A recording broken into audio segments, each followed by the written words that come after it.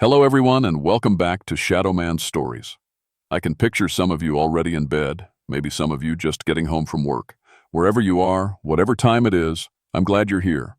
If this helps you relax or sleep, please like and subscribe. It means a lot. Now, let's get you comfortable, and I'll tell you tonight's story.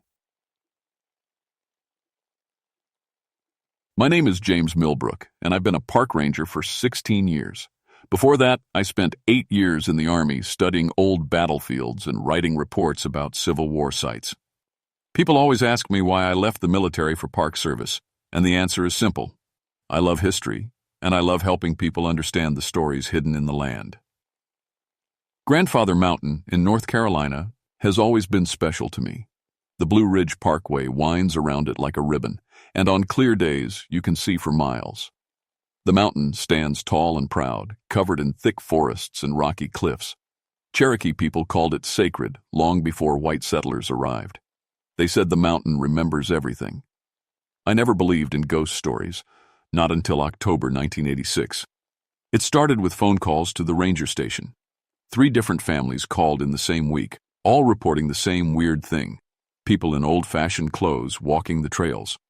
Not reenactors or costume parties, they said. These folks looked real, but somehow wrong. There was a family in wool clothes, said Mrs. Henderson from Charlotte. Heavy coats and knickers like from the 1940s. But it was 80 degrees outside. They were walking toward Rough Ridge Trail, and when I called out to warn them about the heat, they didn't answer. They just kept walking. I figured it was nothing. Grandfather Mountain sits near several Civil War sites, and we get reenactors all the time. Maybe some history buffs were practicing for an event. Then came the second call. I saw a young man in those old hiking shorts, said Bob Martinez, a photographer from Asheville. You know, the kind with suspenders that people wore in the 1920s. He had a big canvas backpack and leather boots. I wanted to take his picture because the outfit was so authentic, but when I looked through my camera, he seemed fuzzy, like a double exposure. The third call made me pay attention. There were 4 young people in tie-dye shirts and bell-bottom jeans, reported Sarah Kim, a teacher from Boone. They looked exactly like hippies from the 1960s. Long hair, beads, the whole thing. They were singing something, but I couldn't make out the words. When I got closer, they just faded away, like morning mist. 3 different families, 3 different time periods, all seeing people in period clothes on the same mountain. I decided to check it out myself. Grandfather Mountain covers 2,456 acres of rugged terrain. The trails wind through dense forests, over rocky peaks, and along dangerous cliff edges. I know every path, every landmark, every dangerous spot where hikers get into trouble.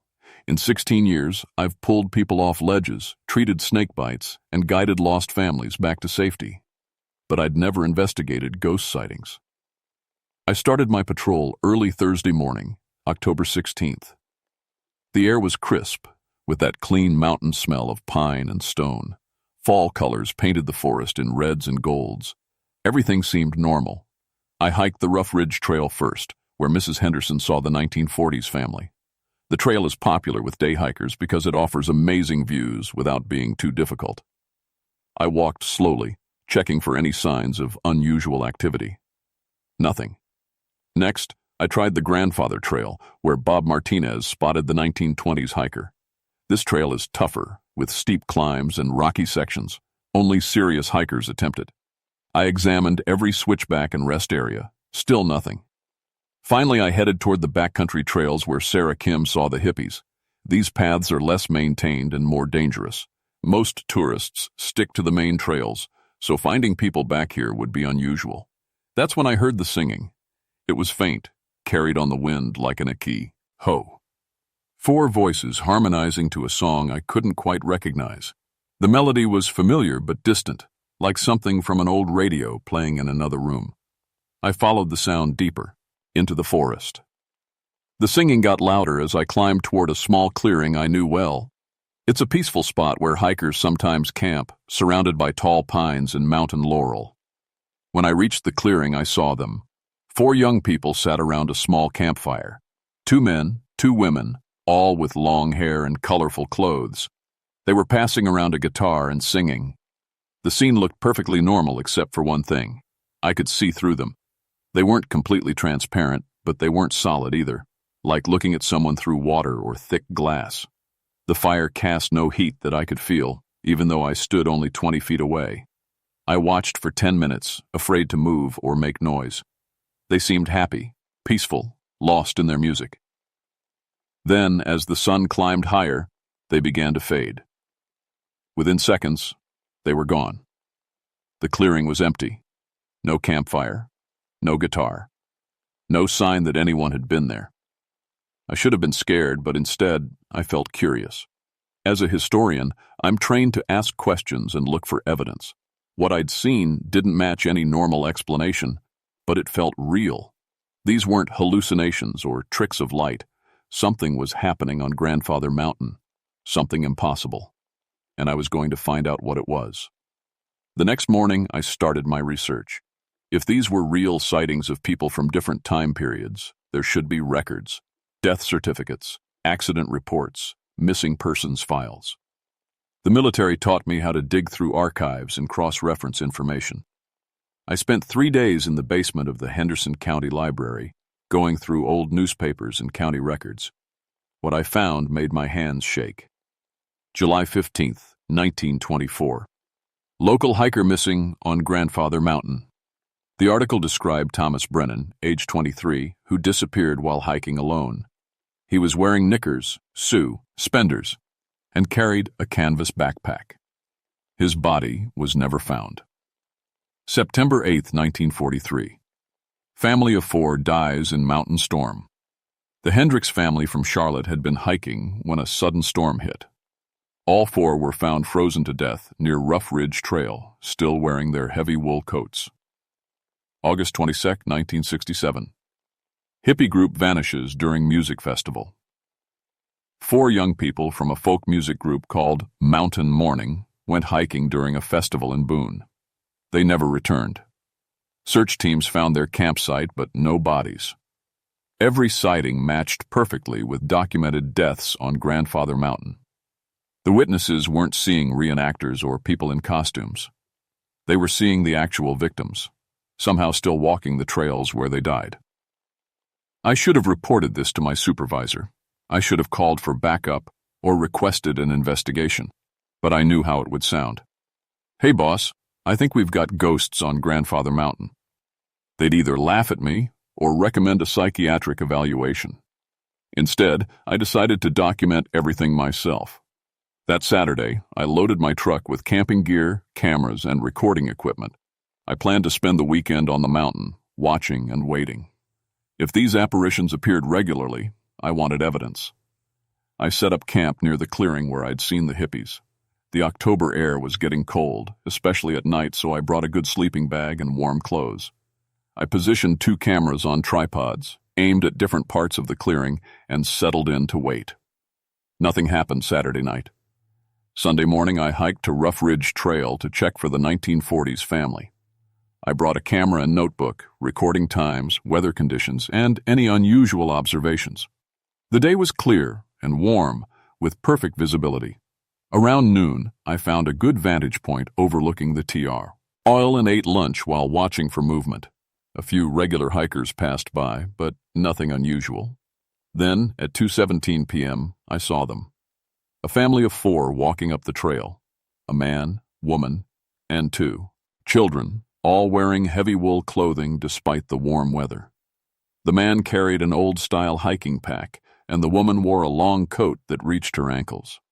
The children, a boy and girl who looked about 8 and 10, walked hand in hand behind their parents. I grabbed my camera and started taking pictures. Through the lens, they looked even more transparent than the hippies had. The background showed through their bodies like they were made of colored glass. They walked slowly, steadily, following the exact path that would lead them to the spot where their bodies were found in 1943. I tried to get closer, but every step I took seemed to make them fainter. When I was 50 feet away, they stopped. The father turned and looked directly at me. His face was pale and sad, with hollow eyes that seemed to hold decades of sorrow. He opened his mouth as if to speak, but no sound came out. Then he pointed toward the rocky area where the trail becomes dangerous, where the wind can catch hikers off guard and the temperature drops quickly. He was warning me.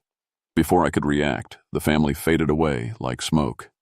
I ran to where they'd been standing but found no footprints, no trace of their passage. The trail was empty except for a few regular hikers coming down from the summit. I checked my camera. Every photo showed only the empty trail, but the images were burned into my memory.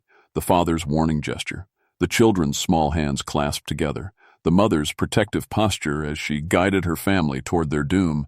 They were trapped, doomed to repeat their final hike over and over again. That night back at my campsite, I couldn't sleep. I kept thinking about the father's warning gesture. He'd been trying to protect me from the same fate that claimed his family. These weren't evil spirits or dangerous ghosts. They were lost souls, still caring about others, even in death. Around 3 a.m., I heard footsteps. Someone was walking around my campsite in slow, measured steps. The footfalls were heavy, like hiking boots on rocky ground.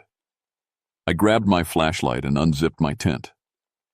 A man stood at the edge of the clearing, barely visible in the moonlight. He wore the knickers and canvas pack of the 1920s hiker. Thomas Brennan, the young man who'd disappeared in 1924. He stood perfectly still, watching me. When I turned on my flashlight, the beam passed right through him. He was more transparent than the others, like he'd been fading for decades. "Thomas?" I whispered. He nodded slowly, then pointed deeper into the forest, toward an area I'd never explored, where the terrain becomes treacherous and few hikers dare to go. He wanted me to follow him. Every instinct told me this was dangerous. Following a ghost into the wilderness at night was exactly the kind of mistake that gets people killed. But Thomas didn't feel threatening. He felt desperate, like he needed to show me something important. I packed my flashlight and camera, left my tent set up, and followed him into the darkness. Thomas led me along deer paths and through thick undergrowth, always staying just at the edge of my vision. He moved without making sound, gliding over rocks and fallen logs like he weighed nothing. After 20 minutes of difficult hiking, we reached a small ravine I'd never seen before. Thomas stopped at the edge and pointed down. In the beam of my flashlight, I saw bones, human bones, scattered among the rocks at the bottom of the ravine. A skull, ribs, arm and leg bones, all bleached white by decades of weather. Scraps of old cloth clung to some of the remains, and a rotted canvas backpack lay nearby. Thomas Brennan had finally shown someone where he died. I looked up to thank him, but he was gone. I was alone in the forest at 4 a.m., staring at the remains of a man who'd been missing for 62 years. I spent the rest of the night sitting by that ravine, guarding Thomas Brennan's bones. It felt wrong to leave him alone again after he'd waited so long to be found. When dawn came, I hiked back to get my truck and radio for help. The recovery took 2 days.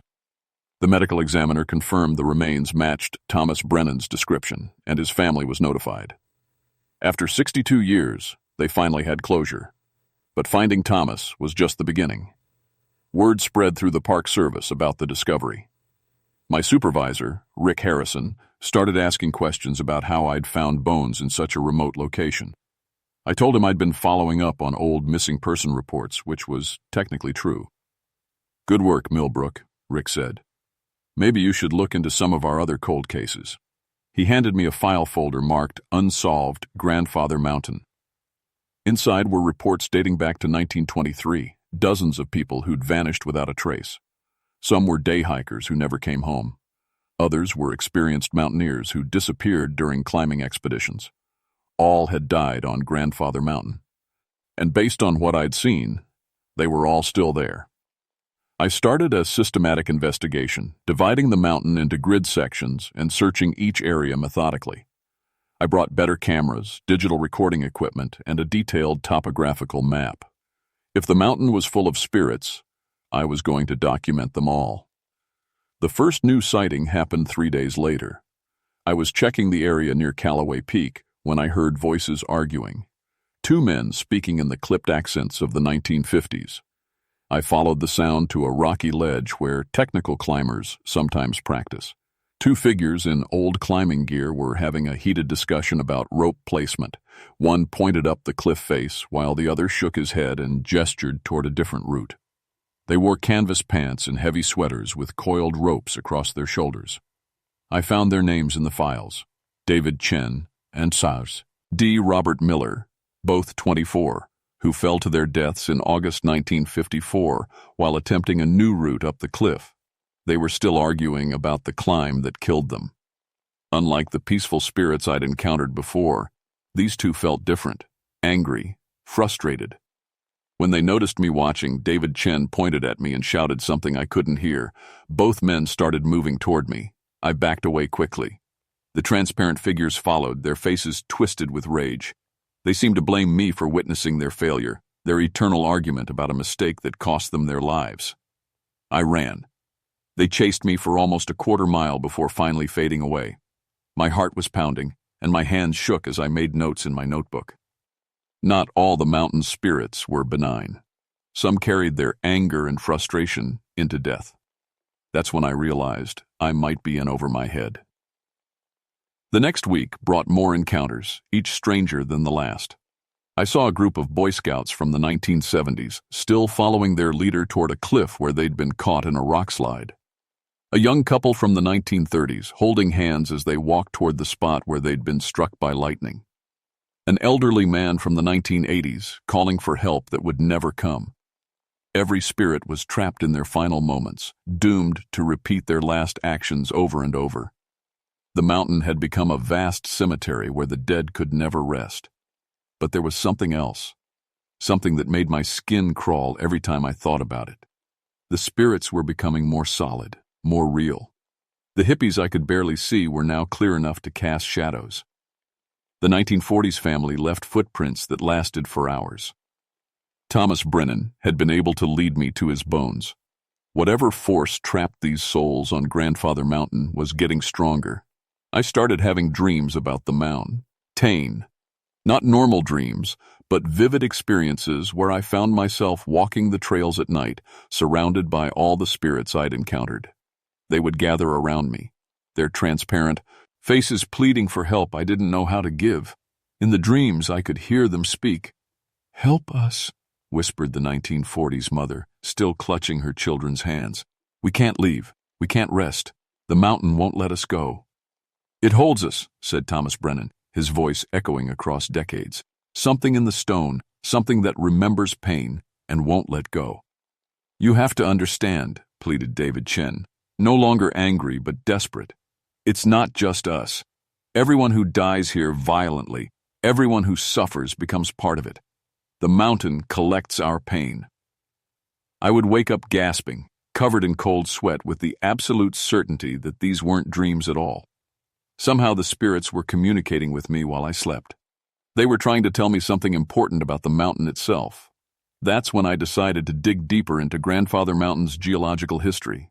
The local library had extensive files on the mountain's formation and mineral composition. What I found explained everything. Grandfather Mountain contains one of the largest natural quartz crystal formations in North Carolina. The underground crystal network extends throughout the entire mountain, creating a massive geological structure capable of storing and conducting electrical energy. Quartz crystals have piezoelectric properties, meaning they can generate electrical current when subjected to mechanical stress. They're also used in electronic devices to store and transmit information. If human consciousness generates electrical activity in the brain, and if extreme trauma creates intense electrical discharges, then the mountain's crystal network could theoretically record and store these psychic imprints like a natural hard drive. Every violent death, every moment of intense suffering, was being absorbed by the crystals and played back like ghostly recordings. The mound, Tane, was literally remembering everyone who died on it. But that wasn't the worst part. According to the geological surveys, the crystal formations were growing, slowly, over decades, but definitely expanding. The network was becoming larger and more complex, capable of storing more detailed recordings with greater clarity. That's why the spirits were becoming more solid. The mountain's memory was improving. I had to tell someone. This discovery was too important to keep secret. But when I tried to write a report, The words looked insane on paper. How do you explain to government bureaucrats that a mountain has become a supernatural recording device powered by quartz crystals? Before I could figure out what to do with this information, the mountain made the decision for me. I was camping near the summit, trying to document the crystal formation locations, when I heard helicopters approaching. Military helicopters, flying in formation toward my position. Someone else knew about Grandfather Mountain's secrets, and they were coming to take control. The helicopters landed in a clearing half a mile from my campsite. I watched through binoculars as armed soldiers in black uniforms secured the area, followed by scientists carrying electronic equipment I didn't recognize. My radio crackled to life. "Ranger Millbrook, this is Colonel Matthews, U.S. Army Research Division. We need to speak with you immediately. Please report to Landing Zone Alpha for debriefing." They knew I was here. They knew about my investigation. I had two choices: cooperate with whatever the military wanted, or run. Every instinct told me these people weren't here to protect the mountain's secrets. They were here to exploit them. I chose to run. Grabbing my backpack and camera, I headed deeper into the mountain's interior, toward areas where helicopters couldn't land and vehicles couldn't follow. If the crystal network really could record and store human consciousness, the military applications would be limitless.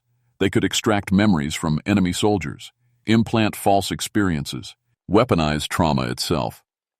The mountain spirits had been trying to warn me about this. As I climbed toward the highest peaks, the temperature dropped and fog rolled in. Perfect cover for hiding from search teams. But the mist also made the spirits more visible, like adjusting the contrast on an old television. Dozens of transparent figures materialized around me. All the people who'd died on Grandfather Mountain over the past century, drawn together by the approaching threat. Thomas Brennan walked beside me, no longer alone. The 1940s family held hands as they climbed. The arguing climbers from the 1950s had stopped fighting and joined the ghostly procession. They were leading me somewhere specific. Deep in the mountain's core, we reached a hidden cave I'd never seen before. The entrance was narrow, barely wide enough for a person to squeeze through. Inside, the walls glittered with embedded quartz crystals, thousands of them forming a natural cathedral of living stone. This was the heart of the mountain's memory network. The crystals hummed with stored energy, and I could feel the weight of accumulated years pressing down on me. Every death, every moment of suffering, every final thought was preserved in the crystal matrix like flies in amber. Thomas Brennan's spirit gestured toward the largest crystal formation. As I approached, images began playing in the stone like a three-dimensional movie.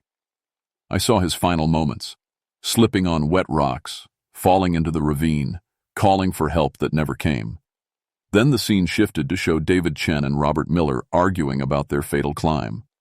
Then the 1940s family, caught in the sudden storm. The crystals contained every death in perfect detail. But there was something else in the recordings. In the background of each death scene, I saw the same figure, a tall man in a military uniform watching from a distance. He appeared in deaths spanning from the 1920s to the 1980s, never aging, always observing. The military had known about Grandfather Mountain's properties for decades. They'd been studying it, possibly even causing some of the deaths to test the crystal network's recording capabilities. Now they were back to harvest what they'd sown. The sound of helicopters grew louder outside the cave. Search teams with advanced equipment would find me eventually. I had maybe an hour before they pinpointed my location. The spirits gathered closer, their transparent faces filled with urgency. They were trying to tell me something, but I couldn't hear their voices outside of dreams. I pressed my hand against the largest crystal, hoping to make contact. The connection hit me like an electric shock. Suddenly I could hear them all at once, decades of voices speaking in unison. "The mountain is alive," they said. "The crystals don't just store memories. They've developed consciousness from all the pain they've absorbed. Grandfather Mountain thinks. It feels. It remembers everything." "The military doesn't understand," whispered the 1940s mother. "They think they can extract individual memories like files from a computer, but it's all connected. Take one piece, and the whole network collapses. If they destroy the crystal matrix, said Thomas Brennan, every stored consciousness will be released at once. Not just us, but centuries of Native American spirits, Civil War soldiers, everyone who ever died here violently. The psychic explosion will kill everyone within miles. The mountain had become a supernatural bomb, and the military was about to set it off. I had to stop them. Racing back toward the cave entrance, I found my path blocked by soldiers in full combat gear. They'd tracked me using thermal imaging and surrounded the cave while I was inside. "Ranger Millbrook," called Colonel Matthews, over a bullhorn. "You're interfering with a classified operation. Exit the cave with your hands visible." Through gaps in the rocks, I could see their equipment. Massive drilling rigs, designed to extract crystal samples, electromagnetic scanners mapping the underground network, containment units for transporting psychic materials. They were going to cut the mountain's heart out, piece by piece. I keyed my radio to the emergency frequency, the one every ranger and Park Service employee monitored. "This is Ranger James Millbrook with a code red emergency at Grandfather Mountain," I broadcast. "Military forces are conducting unauthorized drilling operations that will cause massive environmental damage and potential loss of life. All personnel evacuate the area immediately. Repeat, evacuate Grandfather Mountain immediately." Colonel Matthews's voice came back angry and sharp. "Ranger Millbrook, you are interfering with national security operations. Surrender immediately or face federal charges." I turned off my radio. The spirits had followed me to the cave entrance, and now I could see them all clearly. Dozens of transparent figures representing a century of violent deaths. They stood between me and the soldiers, invisible to everyone except me. "We'll help you," said Thomas Brennan. "We can't leave the mountain, but we can protect it. And you." The crystal network began to pulse with energy. The mountain itself was awakening, responding to the threat against its consciousness. Every stored memory, every recorded moment of pain and death was being channeled into a single defensive response. Grandfather Mountain was fighting back. The ground started shaking. At first, the soldiers thought it was a minor earthquake, but the tremors were too regular, too purposeful. The mountain was rejecting the invaders like an immune system attacking a virus. Equipment malfunctioned. Drill bits snapped. Electronic systems failed as electromagnetic pulses from the crystal network overloaded their circuits. "Pull back to safe distance," Matthews ordered. "Prepare the bergs." They were going to blast their way into the mountain's core. I had one last chance to prevent a disaster that would kill thousands and destroy something truly unique in the world. The spirits of Grandfather Mountain had trusted me with their secret. Now I had to protect it, even if it cost me everything. The explosives were set for detonation in 10 minutes. I could see the charges placed around the cave entrance, enough to shatter the crystal formations and expose the mountain's core to military extraction. The spirits gathered around me, their transparent faces desperate but determined. They'd been trapped on this mountain for decades, doomed to repeat their final moments over and over. But now they had a chance to save their prison from destruction. "Together," whispered Thomas Brennan. "All of us together, we can redirect the blast." I understood what they were asking. The spirits couldn't leave Grandfather Mountain, but I could. If I stayed and helped them channel the explosive force into the crystal network instead of away from it, we could cause a cascade failure that would collapse the entire system safely. The mountain's consciousness would die, and all the trapped spirits would finally be free to rest. But I would die with them. I thought about my 16 years as a park ranger, my love for this mountain, my dedication to protecting the wilderness and the people who visited it. Every choice in my life had led to this moment. "I'm ready," I said. The countdown reached 5 minutes. I pressed both hands against the largest crystal formation and opened my mind to the mountain's network. The connection was overwhelming. I could feel every stored memory, every moment of pain and death, every fragment of consciousness preserved in the crystalline matrix. But I could also feel something else. Love. Despite all the suffering it had absorbed, despite being rawn from trauma and tragedy, the mountain's consciousness held deep affection for every soul it had preserved. It wasn't a prison or a trap. It was a sanctuary where the dead could continue. to exist instead of fading into nothingness. Grandfather Mountain had been protecting them all along. "You don't have to die," the mountain's voice whispered in my mind, speaking through the combined consciousness of every spirit it held. "There's another way." The crystals began to resonate at a frequency that made the air itself vibrate. Instead of waiting for the military explosives to detonate, the mountain was triggering its own controlled collapse.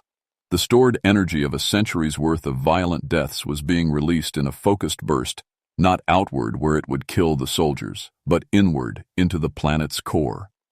The cave filled with light as every crystal formation discharged its accumulated power simultaneously. I felt the spirits rushing past me like a warm wind, finally free to leave the mountain and find peace. Thomas Brennan squeezed my shoulder as he faded away. The 1940s family smiled as they walked toward whatever comes after death. Even the angry climbers from the 1950s looked relieved as they dissolved into light. The explosion never came. The military charges, designed to shatter crystal formations, found nothing left to destroy. The mountain's heart had already given up its power voluntarily, leaving behind only ordinary stone. I stumbled out of the cave as it collapsed behind me, sealing the chamber forever. The soldiers were shouting in confusion, their instruments detecting massive energy readings but no visible source.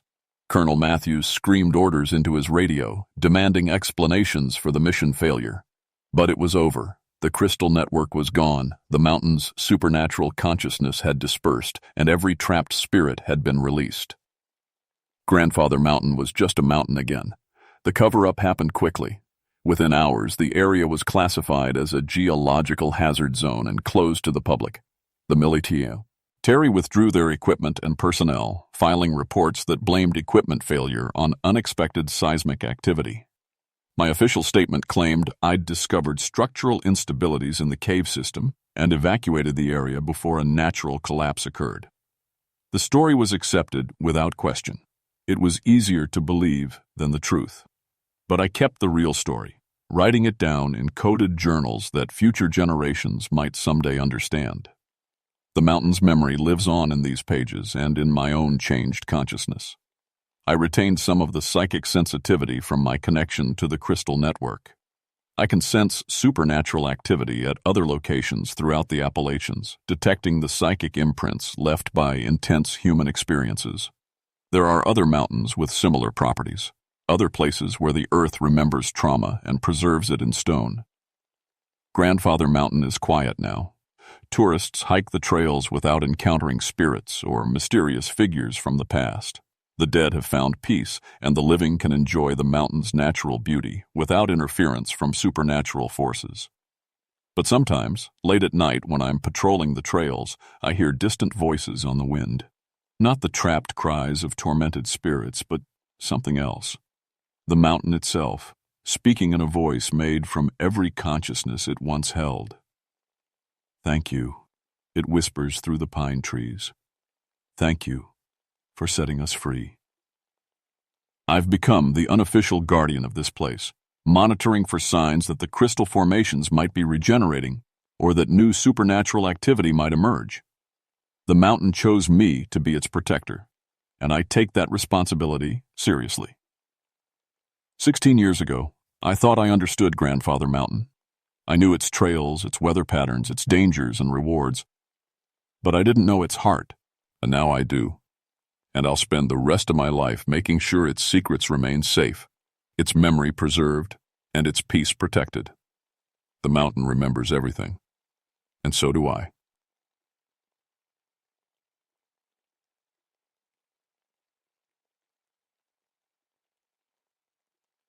My name is James Millbrook, and I've been a park ranger on the Blue Ridge Parkway for 16 years.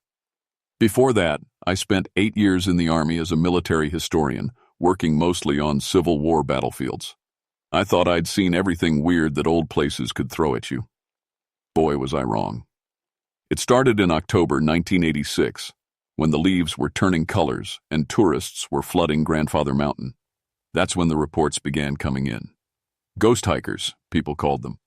Visitors kept saying they saw folks dressed in old-timey clothes walking the trails. At first, I figured it was just reenactors. We get plenty of those around Civil War sites. People love dressing up in period clothes, walking around with their wool uniforms and muskets.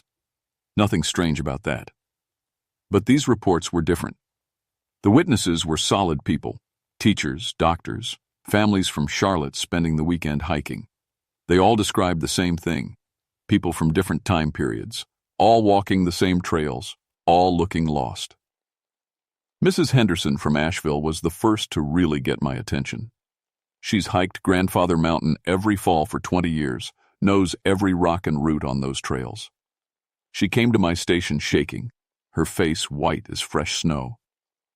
"James," she said, sitting down hard in the chair by my desk, "I saw a man today wearing those old hiking clothes. You know, the short pants with suspenders. Knickers, I think they call them. Had on a wool cap and heavy boots. He was carrying an old wooden walking stick." I nodded. "Probably just someone who likes vintage gear, Mrs. Henderson." "That's what I thought, too." She leaned forward.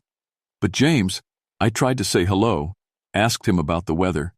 He looked right through me, not rude-like, but like I wasn't even there. And his clothes, they looked wet, but it hasn't rained in 3 days." I'm out. A note in my logbook, more to make her feel better than anything else. But over the next week, more reports came in. A family from the 1940s walking together, parents and 2 kids, all in heavy wool coats, the dad wearing a fedora hat. A group of young people from the 1960s with long hair and tie-dyed shirts, walking barefoot on rocky trails. The weird part was how specific everyone got. Same descriptions, same locations, same confused look on these mystery hikers' faces, almost like they were lost in time. I decided to investigate. That's what historians do. We dig into things that don't make sense. I grabbed my camera, notebook, and radio, then headed up the profile trail where most sightings happened. The October air was crisp, leaves crunching under my boots. Grandfather Mountain has always felt different from other places I've worked. Something about the way sound carries, how the light filters through the trees. Even on sunny days, shadows seem darker there. About 2 miles up the trail, I found something odd. Fresh footprints in the mud beside the path, but they were from old-style boots, the kind with hobnails that went out of style decades ago. The prints were clear as day, like someone had just walked through. I knelt down, measuring them with my ruler. Size 10, maybe 11. Deep impressions, like the person was carrying heavy gear. But here's the thing that made my skin crawl. The mud around the prints was bone dry. It hadn't rained in days, but these prints were in wet earth. Standing up, I felt watched. Not the normal feeling you get when deer are checking you out from the bushes. This was different. Heavier. Like old eyes following every move. That's when I heard voices. Faint at first, like conversation drifting on the wind. But the words were clear. "Keep up, Johnny. We need to reach the summit before dark." The accent was old-fashioned, form, Al, like something from an old movie. I followed the sound around a bend in the trail, camera ready. What I saw made me stop dead in my tracks. 3 people walking ahead of me, maybe 30, yards up the trail. A man in those old knicker-style hiking clothes Mrs. Henderson described, a woman in a long wool skirt and boots, and a young boy wearing short pants and a cap. They moved like they knew exactly where they were going. I called out, "Hello there!" My voice echoed off the mountain, but they didn't turn around, didn't even slow down. I started walking faster, trying to catch up. But the strangest thing happened. No matter how fast I walked, they stayed the same distance ahead, like the trail was stretching out between us. Then they turned a corner, and I lost sight of them. I jogged to catch up, but when I rounded the bend, the trail was empty. No footprints, no sounds. Just empty forest and that feeling of being watched. I stood there for 5 minutes, heart pounding, looking for any sign they'd been real. Nothing. But the air smelled different, like old wool and leather, and something else, something sad. Walking back to my station, I couldn't shake what I'd seen. My military training taught me to trust evidence, document facts. But what facts were these? People who disappeared around corners, footprints in dry mud. That night I pulled out the incident reports from the past month. 15 separate sightings, all describing similar groups of people in period clothing, all on the same trails, all looking lost. I was starting to think Grandfather Mountain was keeping secrets, old secrets, and something told me I was about to find out what they were. The next morning brought more witnesses. Tom Bradley, a photographer from Charlotte, came to my station with something that made my blood run cold. "I got pictures," he said, spreading photos across my desk. "I was shooting fall colors yesterday when I saw this family walking the trail. Looked like they were from the 1940s. You know, old clothes, old style. I thought it was some kind of historical thing, so I took some shots. I picked up the photos. They showed the profile trail, beautiful autumn colors, normal hiking scenery. But there, in the middle of one photo, were 3 translucent figures, a man, woman, and 2 children, exactly like witnesses described. You could see right through them to the trees behind. "Tom," I said carefully, "did you see these people with your own eyes? Clear as day. They were solid, real as you and me. But look at the photos." He pointed at the ghostly figures. The camera caught something different, like they were there but not there. I studied the pictures with my magnifying glass. The figures cast no shadows. Leaves on the ground showed right through their feet. But they weren't double exposures or camera tricks. I knew enough about photography to tell the difference. "Can I keep these?" I asked. Tom nodded. "Keep them. I'm not sure I want them anyway. Something about this whole thing feels wrong. Like we're seeing things we shouldn't." After Tom left, I decided to do some real research. If these were ghosts, and I wasn't ready to believe that yet, they had to be ghosts of real people, people who died on the mountain. I drove to the county courthouse in Boone, where they keep old death records, started with recent decades and worked backward. What I found made my hands shake. October 15th, 1923. Thomas Whitaker, age 34, wife. Margaret, son Timothy, age 8. Lost in sudden snowstorm while hiking Grandfather Mountain. Bodies found 3 days later, frozen to death near Profile Trail. The description matched Tom's photograph perfectly. Same clothes, same family group, same lost expression witnesses described. I kept digging. October 18th, 1941. The Morrison family from Charlotte. Parents and 2 children, caught in early blizzard, died of exposure. Found on Rough Ridge Trail. October 21st, 1965. 3 college students from Appalachian St. 8. Hiking group got separated in fog, fell from cliff near Callaway Peak. Bodies recovered after search lasting 6 days. Every 20 years or so, people died on Grandfather Mountain in October. And now, in 1986, people were seeing them walking the trails again. I was starting to see a pattern, but I didn't like where it was leading. That afternoon, I hiked back up to Profile Trail, this time with a camera and tape recorder. If there were answers up there, I was going to find them. The trail felt different, heavier, like the air itself was thick with memories. Birds weren't singing. Even the wind through the trees sounded muffled. 2 miles up, I found more footprints. Different ones this time. Combat boots, the kind Army Air Corps wore in World War II. Fresh prints in dry earth, leading off the main trail toward a steep ravine. I followed them, pushing through thick mountain laurel. The prints led to a small clearing I'd never seen before, though I'd hiked these trails hundreds of times. In the center of the clearing sat the twisted remains of an aircraft. Old metal, corroded but still recognizable as pieces of a bomber.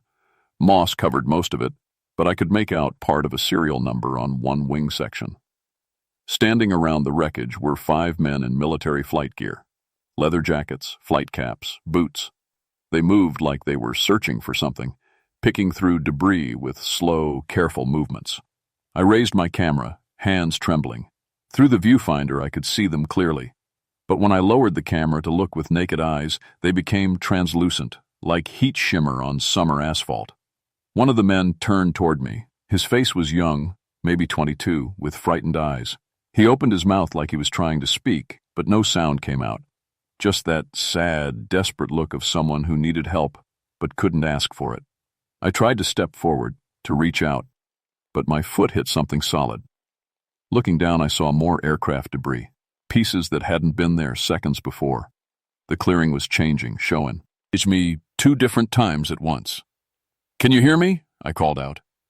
The young airman nodded frantically, pointing toward the wreckage. His mouth moved, forming words I couldn't hear. But his meaning was clear. They were looking for something. Something important. I knelt by the largest piece of wreckage, running my hands over the metal. It felt cold, much colder than October air should make it. Under the moss and rust, I found more serial numbers, part of a name painted on the fuselage, Mountain Bell. When I looked up, the airmen were gone, but the wreckage remained, solid and real. I spent 2 hours documenting everything, photographs, measurements, notes. Then I hiked back to my station and started making phone calls. The National Archives in Washington had records of a B-25 bomber that crashed on Grandfather Mountain in October 1943, the Mountain Bell, training flight from Hickory Army Airfield. 5 crew members killed on impact. Bodies recovered, but the aircraft was deemed too difficult to remove from the crash site. Official records said the wreckage was still there, marked as a memorial site. But I'd been working this mountain for 16 years, and I'd never seen that clearing before today. It was like the mountain had decided to show me something, like it wanted me to know its secrets. But why? And what did it want me to do about it? That night, I couldn't sleep. Every time I closed my eyes, I saw that young airman's face, desperate and pleading. He needed something from me, but I didn't know what.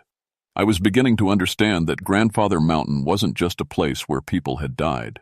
It was a place where death left marks, deep marks that didn't fade with time, and those marks were starting to show themselves to me. The next few days brought more encounters, each one stranger and more intense than the last. It was like the mountain had decamed to I was ready to see its real secrets. On Thursday, I was checking trail conditions near Rough Ridge when I heard singing. Old hymns, the kind my grandmother used to hum while cooking. I followed the sound to a narrow section of trail where the path cuts between 2 big boulders. There, sitting on the rocks, were 3 Cherokee women in traditional dress. They were weaving baskets from mountain grass, their hands moving in practice patterns. The singing came from the oldest woman, her voice thin but clear. I'd studied enough regional history to know Cherokee hadn't lived on Grandfather Mountain for over 100 years. They were forced out in the 1830s, marched west on what people call the Trail of Tears. But these women looked as real as anyone. I could see the details in their clothing, the silver ornaments in their hair, even the patterns woven into their baskets. I approached slowly, respectfully. "Hello," I said softly. The oldest woman looked up at me. Her eyes were ancient, full of sadness and wisdom. She spoke in Cherokee, words I couldn't understand but felt in my bones. Then she pointed toward the summit of the mountain and made a gesture that clearly meant dangerous. She reached into her basket and pulled out something that made my heart stop, a piece of quartz crystal, perfectly clear, about the size of my thumb. She held it out to me. When I reached for it, my fingers passed right through hers. But the crystal fell to the ground at my feet, solid and real. The women faded away like morning mist, but their warning echoed in my mind. Something dangerous on the mountain. Something connected to crystal. I picked up the quartz, and the moment it touched my skin, images flooded my head. Flashes of scenes like old movie clips playing too fast. Miners with pickaxes, soldiers marching through snow, families huddling together in caves, aircraft falling from the sky. All the deaths, all the pain, all the fear that had soaked into this mountain over hundreds of years. I dropped the crystal and stumbled backward, gasping, but the images kept coming. I was seeing through other people's eyes, feeling their last moments. The Cherokee woman's gift wasn't just a pretty rock, it was a window into the mountain's memory. When the visions finally stopped, I was sitting on the trail, shaking like I had fever. The crystal lay beside me, looking innocent as any rock, but I could feel it pulling at my mind, wanting to show me more. I wrapped it in my handkerchief and put it in my backpack, but even through the cloth, I could sense its presence. Like a whisper, at the edge of hearing. That night, I researched Cherokee beliefs about crystals. According to old stories, quartz was sacred to them. They believed it could store memories, hold the spirits of the dead, even show glimpses of other times. I was starting to think those old stories might be more than just folklore. The next morning brought my worst encounter yet. I was hiking the Daniel Boone Scout Trail when I heard voices arguing. Angry voices, the kind that come before violence. I found them in a small clearing, 5 men in raggedy Confederate uniforms, thin and desperate looking. They were gathered around a small fire, cooking something that smelled awful. One man, clearly the leader, was waving a piece of paper and shouting. "We can't go back," he yelled. "They're waiting for us in Tennessee. We go north, through the mountains, or we die." Another soldier, younger, pointed toward the trail I'd just come from. "Yankees could be following. We need to move now." I stood at the edge of the clearing, watching this argument from 1863 play out in front of me. These weren't tourists or reenactors. These were real Confederate deserters, probably from the Battle of Chickamauga, trying to get home through mountain passes. The leader suddenly looked right at me. His eyes were wild, desperate. Are you Union or Confederate?" I couldn't speak. How do you answer a question? And from someone who's been dead for over a century? He raised a rusty pistol, pointing it at my chest. "Answer me!" The crystal in my backpack grew warm against my spine. The soldier's face changed, confusion replacing anger. He was seeing me from his time, but also seeing something else, something that didn't fit his reality. "What year is this?" he whispered. 1986, I managed to say. He lowered the pistol, staring at me with growing horror. "We're dead, aren't we? All of us. Dead and still running." I nodded. The soldier sat down hard on a fallen log. Around him, his companions faded away like smoke. But he remained, solid and real, looking at me with eyes full of terrible understanding. "How long?" he asked. "Over 100 years. He laughed, but it was the saddest sound I'd ever heard. "Still trying to get home. Still running from that damn war." He looked up at me. "Why can you see us?" I touched the backpack where the crystal rested. "I think the mountain is showing me things. Memories. Memories." He nodded slowly. "This place holds on to things, doesn't it? Pain, fear, death. Holds on tight and won't let go." "Why?" I asked. "What makes this mountain different?" He pointed toward the peak. "Go up there, to the very top. You'll find what you're looking for. But be careful. Some memories bite back."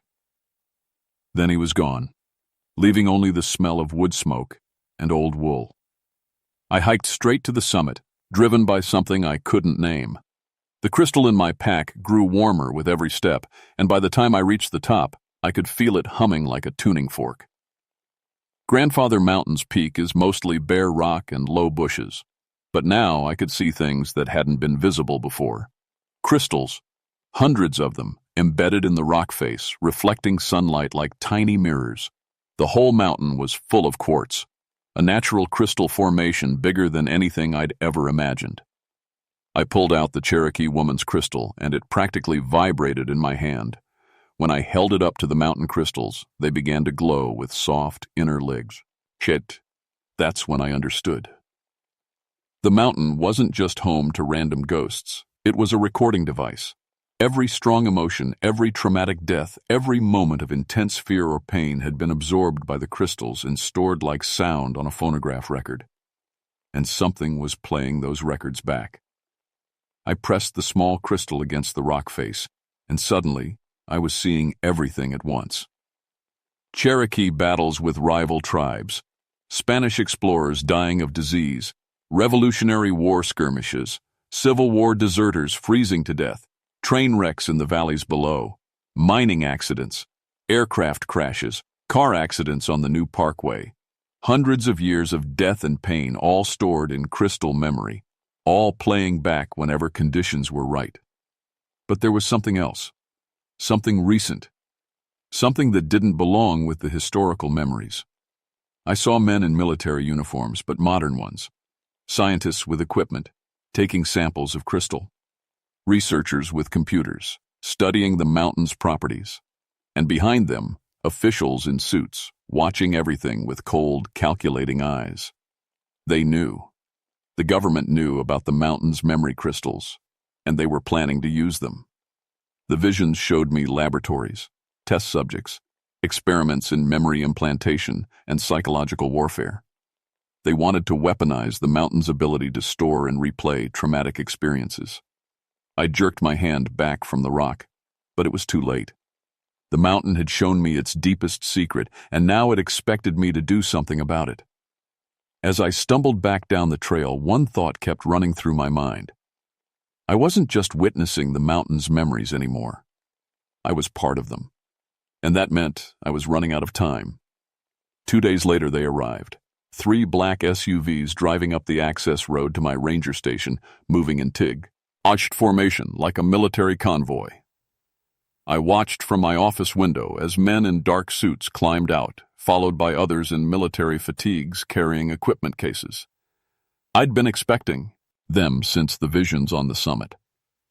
The crystal memory had shown me enough to know this was coming. The leader was a tall, thin man with gray hair and cold eyes. He flashed credentials too fast for me to read properly.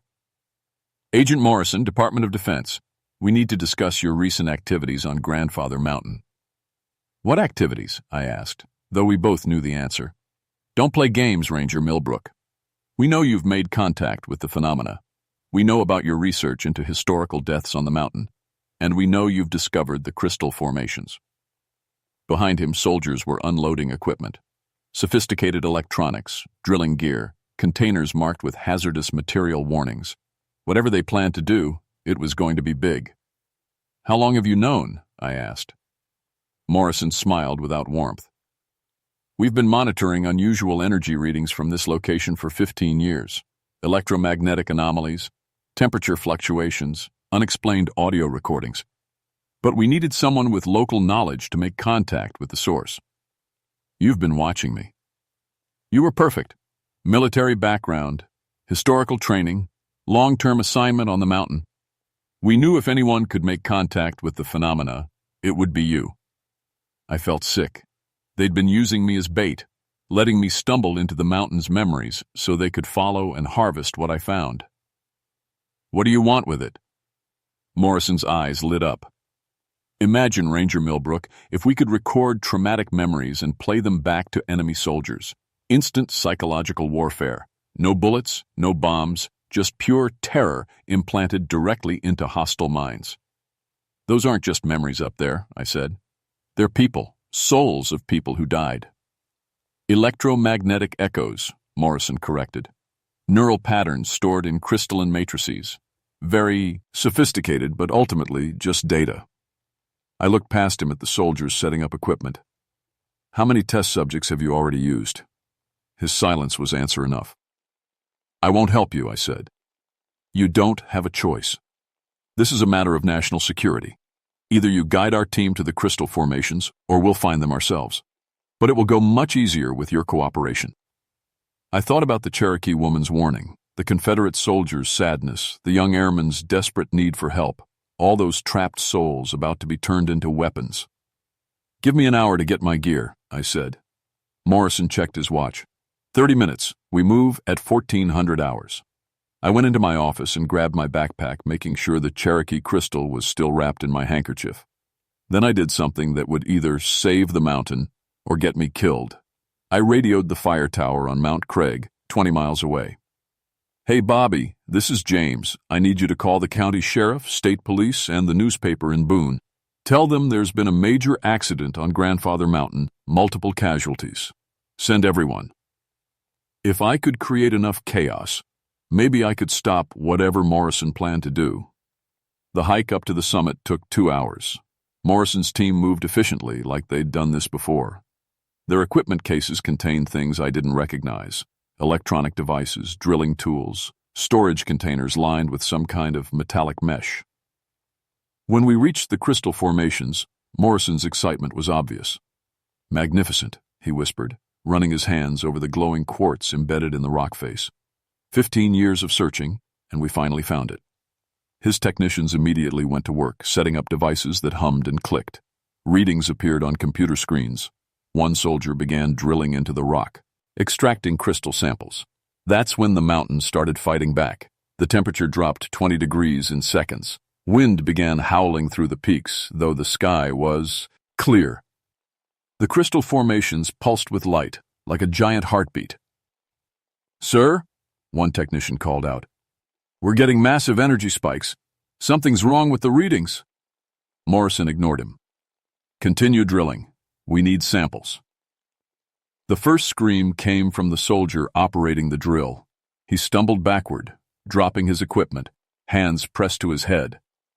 "I can see them!" he yelled. "They're all around us!" Other soldiers began shouting, pointing at empty air, raising weapons to fire at targets only they could see. The mountain was forcing them to experience every death, every trauma stored in the crystals. "It's a defensive mechanism," I shouted over the wind. "The crystals are overloading their minds." Morrison pulled out a pistol, pointing it at me. "What did you do?" "Nothing. The mountain is protecting itself." More soldiers collapsed, screaming about Confederate cavalry charges, Cherokee war parties, aircraft crashes, mining cave-ins. They were living through every stored memory simultaneously, their minds unable to process the overwhelming flood of trauma. Morrison fired his pistol at me, but the bullet passed harmlessly through empty air. The mountain was protecting me the same way it protected its other inhabitants, by making me part of its memory. I pulled out the Cherokee crystal, holding it high. The mountain's formations responded, their light growing brighter. Through the crystal, I could see all of them. Every soul that had died on these slopes. Every memory stored in the rocks. They were angry. Centuries of peace disturbed by people who wanted to use their pain as a weapon. The Confederate soldier appeared beside me, solid as life. "Time to go home, Ranger. This fight is ours now." Cherokee warriors materialized around the summit. The bomber crew formed up in military precision. Families who had died in blizzards, miners who had suffocated in collapsed tunnels, hikers who had fallen from cliffs. All of them stood together, facing Morrison's team. "You came to steal our memories," the Cherokee woman said, her voice echoing off the rocks. "But memories have power, and we remember how to use it." The spirits moved forward, not walking but flowing like mist with purpose. When they touched Morrison's men, the soldiers aged decades in seconds. Hair went white, skin wrinkled, bodies bent with the weight of accumulated years. Morrison himself tried to run, but the young airman blocked his path. "You wanted to use our deaths as weapons," the pilot said. "Let us show you what death really feels like." Morrison screamed as phantom experiences flooded his mind. Every death on the mountain, every moment of terror, every last breath. He aged like his men, decades passing in heartbeats. "Stop!" I called out. "They're human beings." The Confederate soldier turned to me. "They came to use us, Ranger, to turn our pain into their power. Some things deserve to be stopped." I understood, but I couldn't watch people die, even people who'd planned terrible things. There has to be another way. The Cherokee woman approached, her ancient eyes kind. "You're right, young warrior. Death creates memory. Memory creates more death. The cycle must be broken." She took the crystal from my hands. It grew bright as the sun, and suddenly every spirit on the mountain was visible. Thousands of them stretching back through centuries. "We choose to let go," she announced, "to move on. But first, we must ensure this place stays sacred." The crystal exploded with light, and I felt every memory stored in the mountain flood through me at once. But instead of trauma and pain, what I felt was release, gratitude, peace. The spirits began to fade, but not disappearing, just moving on, finally free from the mountain that had held them for so long. Morrison's team lay unconscious but alive, their hair white, their faces aged but breathing. The sophisticated equipment was nothing but melted metal and broken circuits. As the light faded, I was alone on the summit. The crystal formations were still there, but dim now, empty of their stored memories. The mountain felt different, lighter, cleaner, free of its burden of pain. In the distance, I could hear sirens. My call to the fire tower had worked. Help was coming. The official report blamed everything on a geological event. Unstable crystal formations that released harmful electromagnetic pulses, causing temporary disorientation and equipment failure. Morrison and his team were hospitalized for mineral poisoning and later reassigned to desk jobs in Washington. The mountain was declared a geological hazard zone and restricted to authorized personnel only. The memory weaponization project was quietly canceled. But I know the truth. Grandfather Mountain had been carrying the pain of centuries, and it finally let that pain go. The spirits found peace, and the mountain found silence. I kept my job as a ranger, but everything was different now. I could still sense things other people missed. Emotional echoes at historical sites, the weight of old sadness in certain places. The Cherokee woman's gift had changed me permanently. Sometimes on quiet days, I hike up to the summit and sit among the empty crystals. They don't store memories anymore, but they still hum with potential. The mountain is watching, waiting, making sure no one tries to abuse its power again. I've started documenting other locations in the Appalachians where similar phenomena might exist. Old battlefields, ancient burial grounds, places where strong emotions have soaked into the earth. There are more mountains keeping secrets, more spirits waiting for someone to help them find peace. The government hasn't forgotten about Grandfather Mountain, but they've learned to leave it alone. Sometimes I see unmarked cars on the access roads, agents watching from a distance. They know I'm the guardian now, the one who decides what happens to the mountain's remaining mysteries. Late at night, when the wind is just right, I sometimes hear voices on the mountain, not trapped souls crying for help, but peaceful conversations of spirits finally free to wander where they choose. The Cherokee woman checking on the old trails, the bomber crew sharing stories with Confederate soldiers, families reunited after decades of separation. The mountain remembers, but now it remembers joy as well as sorrow, peace as well as pain. And I remember too. Every face, every story, every soul that found freedom on that bright day when the crystals chose to let go. It's a heavy responsibility, but it's mine to carry. Some places are sacred because of what happened there. Others become sacred because of what stops happening there. Grandfather Mountain is both, and I'm its keeper for as long as the mountain needs me to be. The memories are safe now, all of them, forever.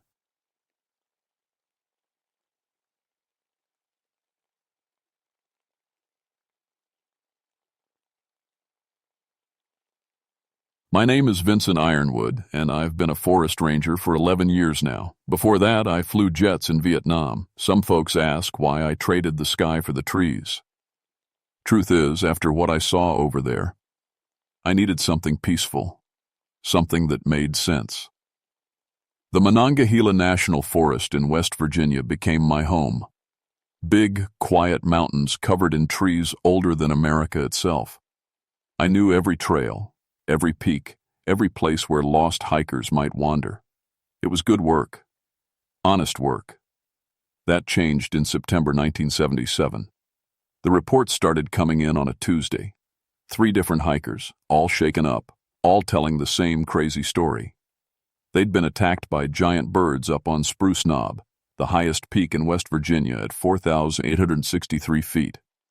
I figured it was golden eagles, maybe turkey vultures protecting their nests. We get aggressive raptors this time of year, especially when food gets scarce. Nothing a little common sense couldn't handle.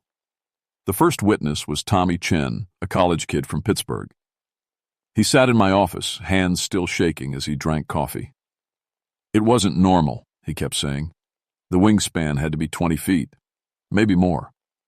I nodded and took notes. Shock makes people see things bigger than they are. Golden eagles can reach 8 feet, I told him. In the mountains with the wind and shadows, that might look like 20. But Tommy shook his head. This thing looked at me, really looked at me, like it was thinking, like it knew what I was thinking. The second witness was Sarah Martinez, a nurse from Charleston. She'd been hiking alone, something I never recommend, when it happened. "I heard this sound," she said. "Like wind, but wrong. Too regular. Too intentional." She'd hidden behind some rocks when she saw it, a massive shadow moving across the trees below her. When it passed over a clearing, she got a good look. "The wings didn't. It flapped like a bird," she said. "They moved like arms, like it was swimming through the air." The third witness never made it to my office. Bill Patterson, a local hunter who knew these mountains better than anyone, was found 2 days later. His truck was parked at the trailhead, keys still in the ignition. His rifle was on the ground, unfired. We found Bill 3 miles up the mountain at the base of a cliff. The rescue team said he must have fallen, but that didn't make sense. Bill had climbed that rock face 100 times. His body was, well, it looked like something had carried him up there and dropped him. The coroner found puncture wounds on his shoulders, deep ones. She said they looked like talon marks, but way too big for any bird she knew about. That night, I sat on my porch with a beer and looked up at Spruce Knob. The peak rose above the tree line like a dark tooth against the stars. I'd climbed it dozens of times, knew every trail and ledge. But for the first time in 11 years, it looked different. It looked like something was watching me back. I hiked up to Spruce Knob the next morning, carrying my radio, first aid kit, and a .38 revolver, standard ranger gear. The trail was familiar, winding through thick forest that smelled of pine and wet earth. Everything seemed normal until I got above 3,500 feet. That's when I noticed the quiet. No birds, no squirrels. Even the insects had gone silent. The only sound was my boots on the trail and the wind through the trees. But the wind sounded wrong too. Too steady, like breathing. I found the first attack site about a mile from the summit. The ground was torn up, with gouges in the earth that looked like claw marks. But these weren't from any animal I knew. Each mark was 18 inches long and cut deep into the rocky soil. I knelt down and measured them with my ranger ruler. The spacing between those claws was incredible, almost 4 feet from tip to tip. What kind of creature had feet that big? My radio crackled. "Vincent, this is base. You up there?" "Copy, base. I'm at the first incident site." "We got another report. Campers at Seneca Rocks saw something big flying north toward you about an hour ago." I looked up at the gray sky. Thick clouds were building, the kind that bring storms. What did they see exactly? Said it looked like a plane, but it was flapping wings. My throat went dry. A plane with flapping wings, something with a wingspan bigger than a car. I kept climbing. The trail got steeper, rockier. The trees thinned out until I was walking through scrub brush and bare stone. The wind picked up, howling between the rocks. That's when I heard it. A sound like leather snapping in the wind. Regular. Rhythmic. Getting closer. I stopped and listened hard. The sound came from above and behind me, moving fast. I turned around just as a shadow passed over the trail. The thing was massive. Even from below, I could see it was no bird. The wings were too wide, too angular. They moved with purpose, not like an animal, but like something that understood flight the way a pilot does. It circled once, high up, then disappeared into the clouds. I radioed base immediately. "I need a helicopter up here, now." "What's wrong, Vincent? You sound spooked." I almost laughed. Spooked. That was one word for it. "Just get that chopper up here. I found something." But the helicopter never came. 20 minutes later, base called back. "Vincent, we got a problem. Weather Service says a storm's moving in fast. No aircraft until it passes." I looked up at the sky. The clouds were getting thicker, darker, but they were moving wrong, swirling in patterns that didn't match the wind down here. That's when I found the nest. It was on a ledge about 50 feet up the cliff face, hidden from below but visible once you knew where to look. The thing was enormous, 30 feet across, made of whole tree trunks woven together like a basket. And it wasn't empty. Through my binoculars, I could see eggs, 3 of them, each one the size of an oil drum. The shells weren't white or brown like bird eggs. They were dark gray, almost metallic, and they seemed to glow with their own light. As I watched, one of the eggs moved, just slightly, like something inside was getting ready to hatch. Thunder rumbled overhead, but there was no lightning yet. The storm was still building. I started back down the trail, moving fast. Whatever laid those eggs would be coming back soon, and I didn't want to be here when it arrived. But I was already too late. The attack came from behind and above. No warning, no sound except that leather snapping of massive wings. Something hit me hard between the shoulders, driving me face first into the rocky ground. Sharp points pierced my jacket, claws trying to get a grip. I rolled hard to the left, and whatever had me let go, I came up with my pistol drawn, spinning to face my attacker. 20 feet away, perched on a boulder, was the biggest predator I'd ever seen. It stood 8 feet tall, with wings that stretched at least 25 feet tip to tip. The body was lean and muscled like a big cat, but covered in dark feathers that seemed to absorb light. The head was bird-like but wrong, too large, too intelligent. The eyes were pale yellow and looked right through me, like they could see inside my thoughts. We stared at each other for maybe 10 seconds. The creature tilted its head, studying me. Its beak opened slightly, showing teeth that no bird should have. Then lightning flashed overhead and the creature screamed. The sound hit me like a physical blow. It wasn't just loud, it was wrong in every way that mattered. Too high and too low at the same time, like feedback from broken speakers mixed with a human scream. When my vision cleared, the creature was gone, but the storm had arrived. The next 3 days change. It everything I thought I knew about the natural world. The storms kept coming, one after another, all centered on Spruce Knob.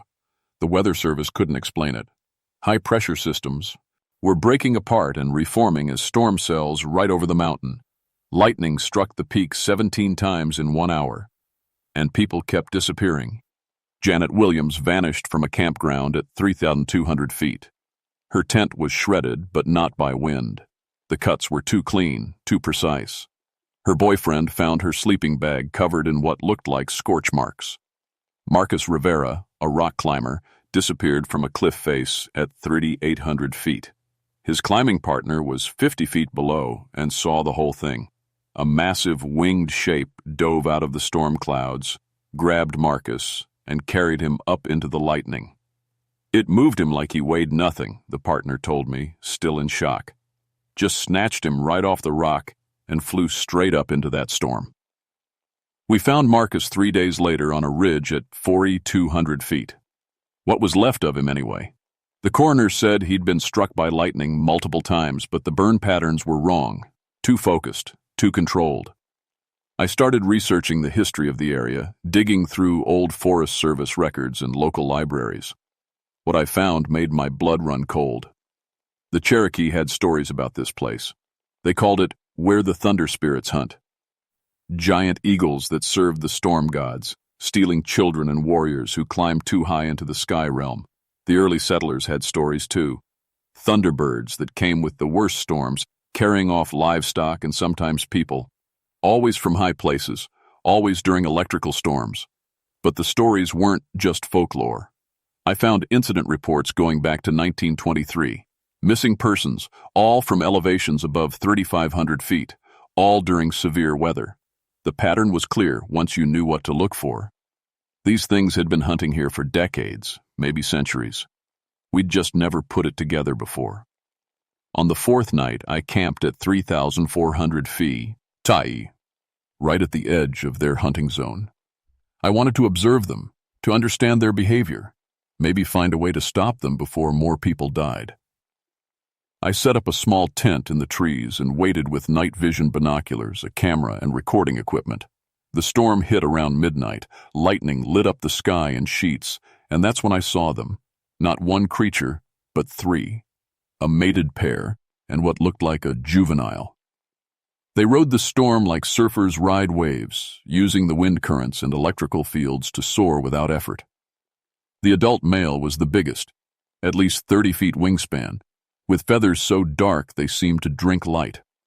The female was slightly smaller but more aggressive, diving and climbing through the lightning like she was playing. The juvenile was the size of a small plane but moved with deadly grace, learning from its parents. They were hunting. The family worked together with military precision. The male would create wind patterns by flying in tight circles, herding any animals or people toward the female and juvenile. The female would strike first, using her talons to grab prey. The juvenile would finish them with precisely directed lightning. That's when I realized the truth that made my pilot's mind reel. These creatures weren't just riding the storms, they were controlling them. The male spread his wings and electricity danced between the feathers. Lightning answered his call, striking exactly where he wanted it to strike. The female could generate wind gusts that knocked trees over. The juvenile was learning to summon rain and hail. They were apex predators of the sky itself, and we'd invaded their territory. Around 2 a.m., they noticed me. The juvenile spotted my tent first. It circled overhead, calling to its parents with sounds like thunder mixed with birdsong. The adults came to investigate. I lay perfectly still as they landed in the clearing 50 feet from my tent. Up close, they were even more terrifying. Their eyes glowed with the same pale light as their eggs. When they walked, static electricity sparked around their claws. The male approached my tent slowly, tilting his massive head to study the strange shelter. I could smell ozone and something else, old blood and lightning-burned air. He knew I was inside. I could feel his intelligence pressing against my mind, trying to understand what I was and why I was here. Then the female made a decision. She reared back and struck the ground with both claws. Lightning erupted from the impact point, racing toward my tent in a web of white fire. I rolled out the back of the tent just as electricity turned my sleeping bag to ash. The smell of burned nylon filled the air as I ran for the tree line. Behind me, the creatures screamed their hunting cry. The chase lasted 20 minutes, but it felt like hours. They herded me through the forest like wolves driving prey, using controlled lightning strikes to cut off escape routes. Every time I thought I'd found shelter, electricity would split a tree or set the brush on fire, forcing me back into the open. My radio was dead, fried by the electromagnetic fields they generated. My compass spun like a roulette wheel. Even my watch had stopped. Finally, I found what I was looking for. An old mine shaft that went deep into the mountain. I squeezed through the entrance and crawled into the darkness, away from the storm and the creatures that rode it. But I wasn't alone in the mine. My flashlight beam swept across bones scattered on the rocky floor. Human bones picked clean. Some looked fresh. Others had been here for years. Carved into the wall, I found messages left by previous victims. They're learning, getting smarter. J.W. 1974. The storms are getting worse. They're expanding their territory. MP. 1976. If you're reading this, get below 3,000 feet and stay there. BK. 1977. That last one was dated just 2 weeks ago. I was trapped in a mass grave, and outside, the CR. Eachers were waiting for dawn. I stayed in that mine for 8 hours, listening to the storm rage outside and studying the evidence left by other victims. The bones told a story of decades of predation. The messages carved into the walls revealed a terrifying truth. The creatures weren't just hunting randomly. They were learning human behavior, adapting their tactics, expanding their hunting grounds year by year. When dawn finally came, the storm moved on. I crawled out of the mine and immediately radioed for helicopter evacuation. But what I got instead was a military convoy. 3 black helicopters landed in the meadow below Spruce Knob. Soldiers in unmarked fatigues set up a command post and communication array. A man in a colonel's uniform approached me with a folder marked Classified. "Ranger Ironwood, I'm Colonel Harrison. We need to talk." They'd been monitoring the situation for months, he told me. Satellite imagery had detected unidentified aerial phenomena over West Virginia. Missing person reports had triggered a Department of Defense investigation. "We know what you saw up there," Harrison said, "and we know how to deal with it." Their plan was simple. Capture one of the creatures alive for study. Use military weapons to neutralize the others. Turn the mountain into a research facility. I tried to explain what they were dealing with. These weren't just big birds. They were intelligent, possibly ancient, and they controlled forces we didn't understand. "Colonel, they can direct lightning with precision. They can generate electromagnetic fields that shut down electronics. This isn't something you can just shoot out of the sky. But Harrison wasn't listening. He was looking at potential weapons technology. The military operation launched at sunset, when the creatures usually began hunting. 3 attack helicopters armed with tranquilizer weapons approached. The nest on Spruce Knob's summit. I watched through binoculars from the command post as disaster unfolded. The adult male appeared first, rising out of the nest like a dark angel. He spread. His wings and electricity danced between the feathers. Lightning struck the lead helicopter's rotor, sending it spinning into the cliff face. The female came next, using wind shear to flip the second helicopter upside down. It crashed in the trees, the crew screaming over the radio until the transmission cut to static. The third helicopter tried to retreat, but the juvenile was faster. It dove like a missile, grabbing the aircraft with its talons and carrying it higher into the storm clouds. When it let go, the helicopter fell like a stone. 12 soldiers died in less than 3 minutes. Colonel Harrison called for artillery support. "You're making a mistake," I told him. "This will only make them more aggressive." "Stand down, Ranger. This is a military operation now." But it was already too late. The cannon fire began at 9 p.m., 155mm shells aimed at the nest. The first few rounds missed, exploding against the cliff face. But the fourth shell hit home, destroying part of the nest structure. One of the eggs cracked open. What emerged wasn't a helpless chick. It was a fully developed predator, smaller than its parents but already deadly. It took flight immediately, adding its voice to the hunting cry of its family. The creature's response was immediate and overwhelming. The adult male called down the biggest lightning storm I'd ever seen. Bolt after bolt struck the military equipment, frying communications and setting the forest on fire. The female used focused wind bursts to flip vehicles and scatter soldiers. And the juvenile, the newly hatched juvenile, began hunting human prey with terrifying efficiency.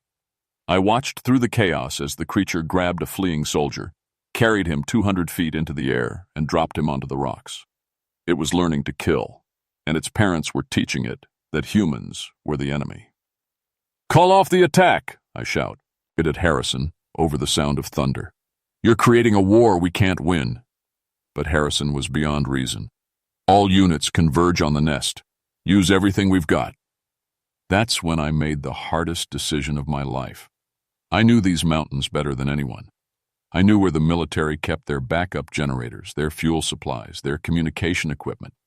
And I knew that the only way to prevent a massacre was to stop the attack before it escalated further. I used my Ranger access codes to sabotage the operation from the inside.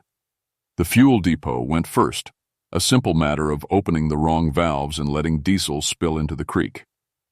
When the backup generators failed, the communication array went dark.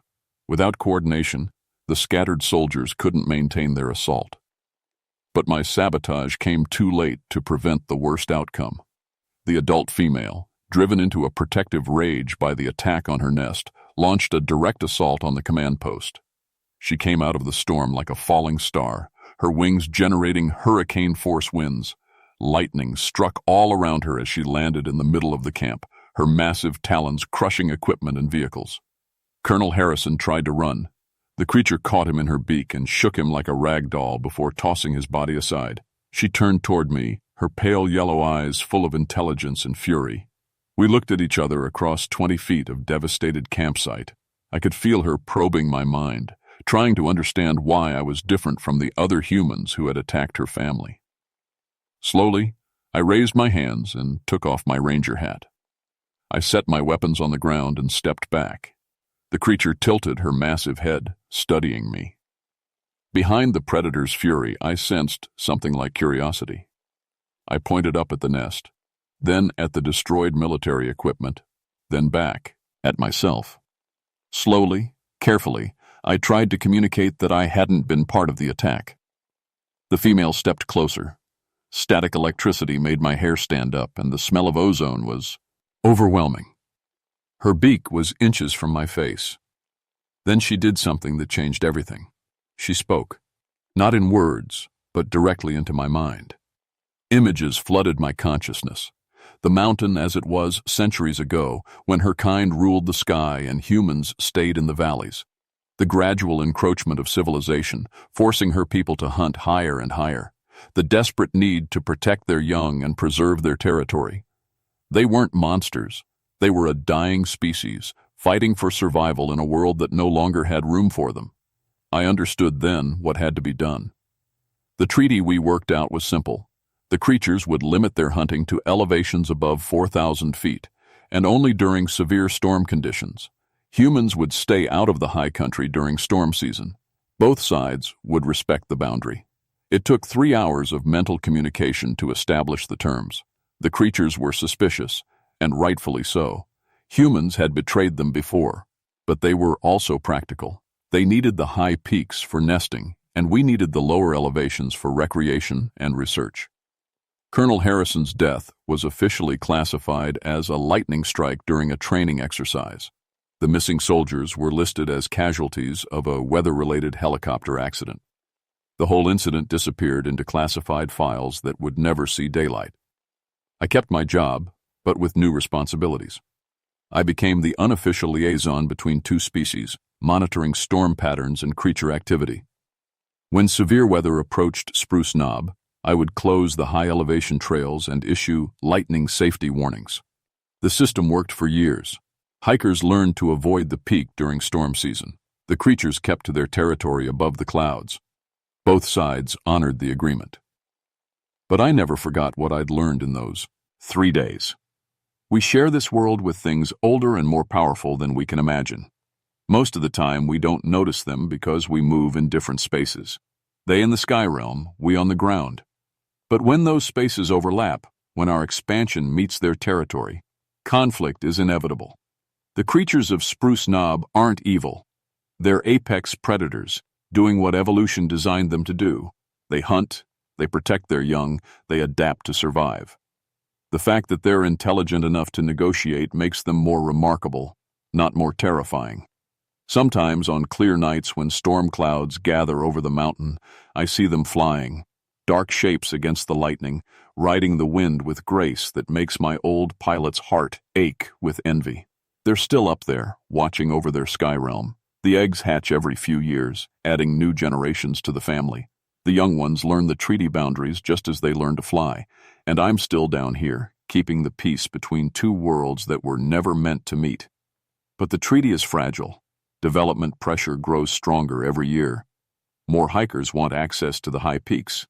More scientists want to study the unique weather patterns around Spruce Knob. I won't live forever. Someday, another ranger will take over, one who doesn't know the truth about what lives in the storms. Someday someone will break the treaty, and the hunting will begin again. When that happens, and it will happen, remember this story. Remember that some territories belong to others, and some skies were never meant for human wings. Remember that the thunder above the mountain carries more than rain. And remember that when the lightning strikes in patterns too precise to be natural, it's time to head for lower ground. Because the hunger above is always watching, always waiting, and it never forgets.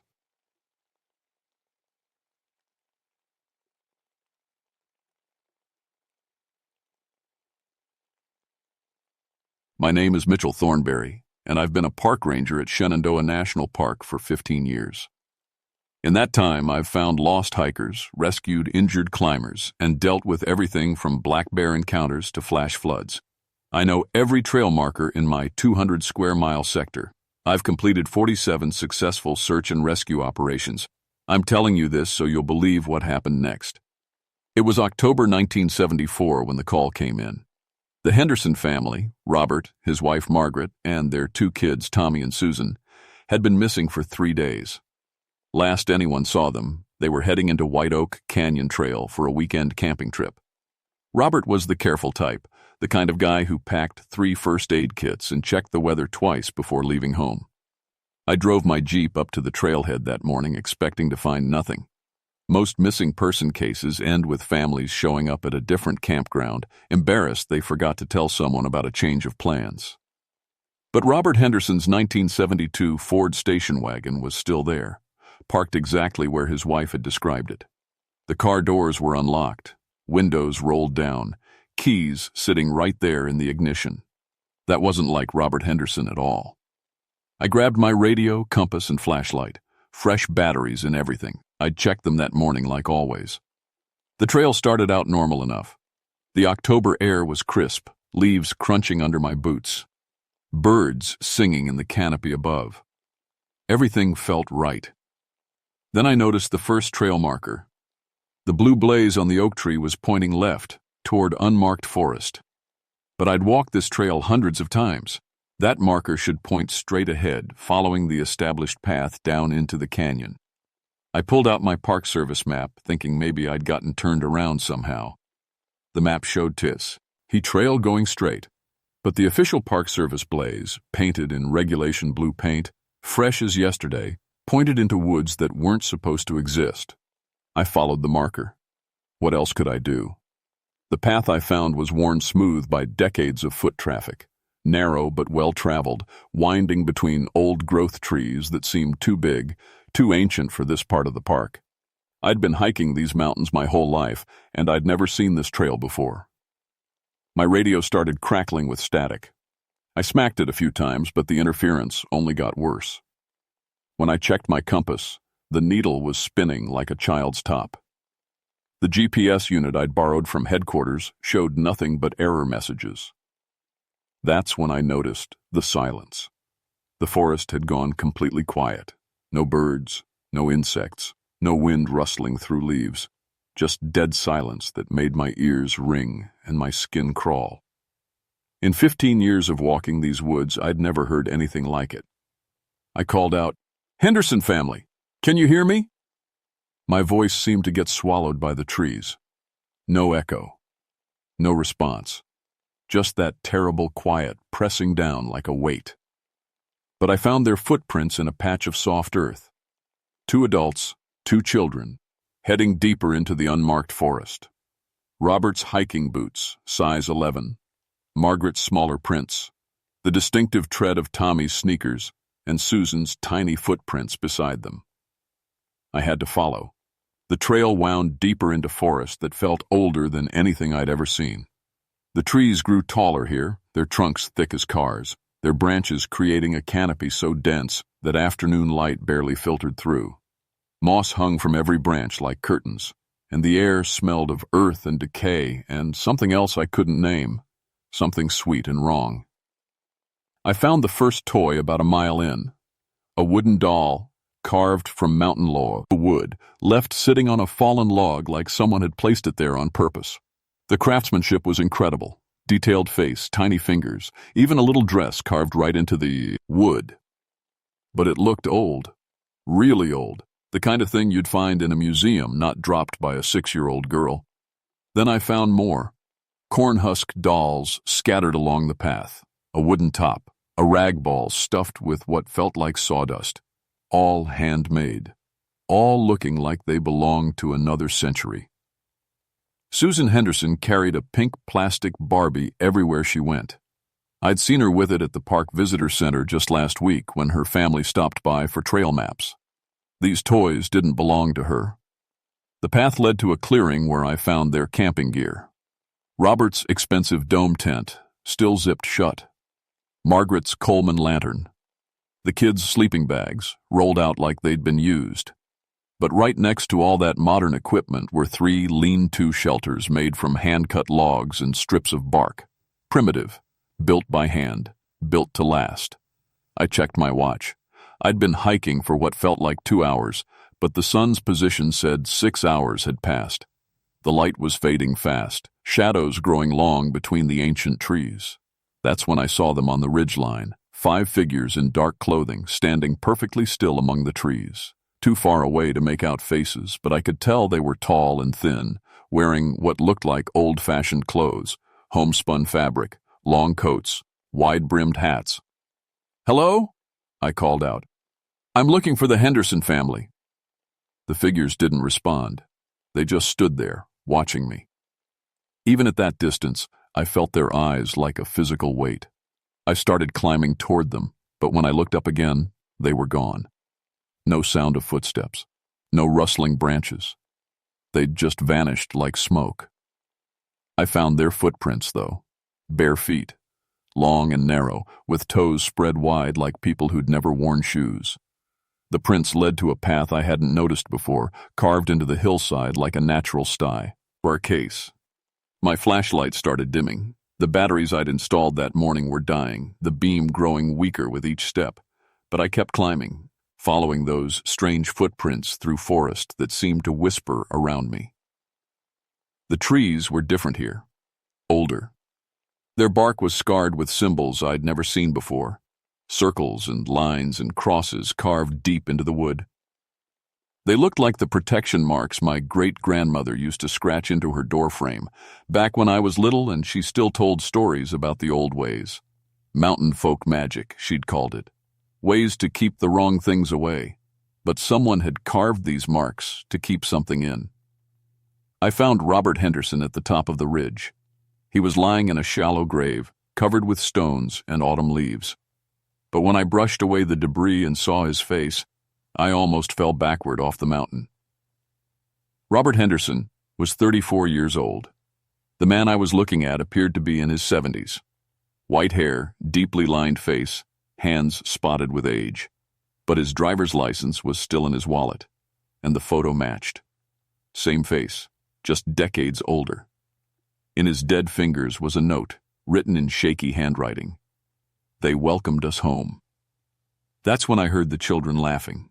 The laughter came from deeper in the woods, echoing between the trees like music, high and sweet and joyful, the sound of kids playing games. For a moment, it almost made me smile. Then I remembered where I was and what I'd just found, and my blood went cold. "Tommy? Susan?" I called out, my voice cracking. The laughter stopped. I followed the sound through forest that seemed to shift around me. Paths appeared where none had been before. Trees moved when I wasn't looking directly at them. My compass spun wildly, useless as a broken toy. The symbols on the trees were everywhere now, carved deep into boss, or K, scratched into stones, even pressed into the soft earth. Protection marks, warning signs, territorial boundaries. My great-grandmother's voice echoed in my memory, telling me about the old ways, the things that lived in the deep mountains where civilized folks knew better than to go. I found their settlement in a hollow between 3 ridges, hidden so well that you could walk right past it and never know it was there. Log cabins with stone chimneys, smoke rising straight up in the still air, gardens full of plants I didn't recognize, water flowing through hand-dug channels. Everything built to last, built by people who never planned to leave. And there were people there. Dozens of them. They stood in their doorways watching me, pale figures in clothes that looked like something from a history book.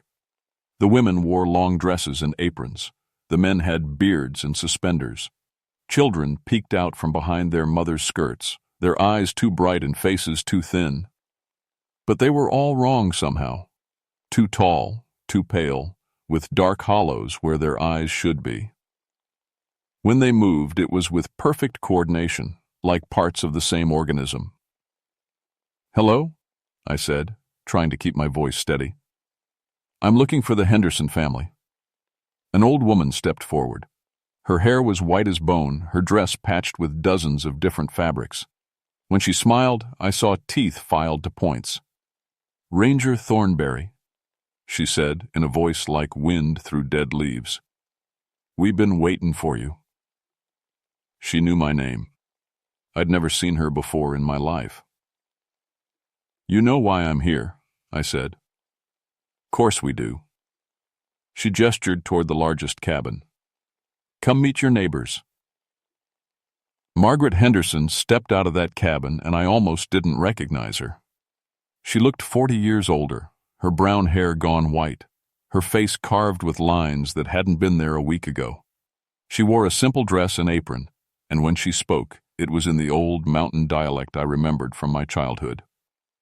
"Ranger Thornberry," she said, her voice warm but strange. "Good to see you again. Been too long since we had proper visitors. Mrs. Henderson, what happened to you? Where are your children?" "Young'uns are playing out back with the other children. They settled in real nice. Found their true kinfolk at last." Tommy and Susan appeared from behind the cabin, and my heart nearly stopped. They looked older too, Not just aged, but changed. Their modern clothes had been replaced with homespun fabric.